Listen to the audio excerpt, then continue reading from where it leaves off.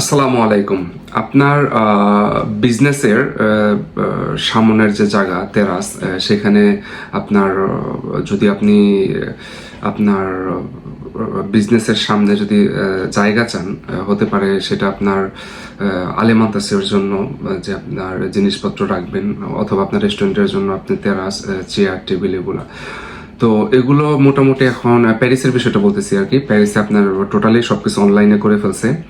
So আপনার অবশ্যই আপনার এক্সপার্ট দ্বারা এটা মেরিতে ডিমান্ড করতে হবে যে আপনি আপনি আপনার বিজনেসের সামনে তেরাস চাচ্ছেন বা চেয়ার টেবিল আপনি সেখানে রাখবেন, অথবা আপনি কোনো খাবার প্রোডাক্ট আপনি রাখবেন আর কি। তো প্রথমত এক এক ম্যারি এক একভাবে হ্যান্ডেল করে। তো আমরা আলাপ করতেছি যে আপনার প্যারিসের। তো প্যারিস মোটামুটি সব অনলাইনে করে ফেলছে, এবং কি আমাদেরও বুঝতে একটু কষ্ট হচ্ছিল আর কি। তো যে সকল ভাইয়াদের আপনার অনুমতি নেই, কিন্তু আপনি আপনার রেস্টুরেন্টের সামনে আপনি কোনো কিছু বসিয়েছেন, অবশ্যই এটা পরবর্তীতে প্রবলেম হবে। আর আপনার বিজনেসের জায়গাটা শুধু আপনার, বাহিরের জায়গাটা এটা আপনার ম্যারিড, তাই না?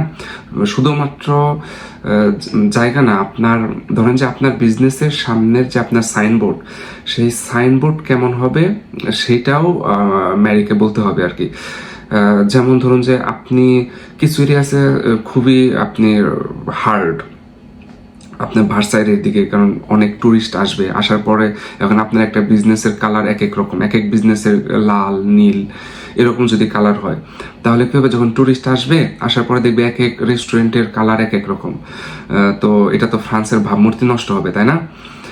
আবার স্টাদ দ্য ফ্রান্স এরিয়াতে আমরা কয়েকটা ক্লায়েন্টের জন্য অ্যাপ্লাই করেছি, রিজেক্ট দেয় না তারা।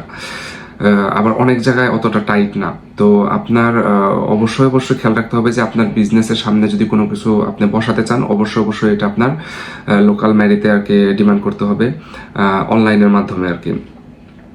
যদি আপনি এটা না করেন, তারা প্রথমে জরিমানা দিবে, কয়েকবার জরিমানা দিবে, তারা প্রোডাক্ট সিজ করতে পারে।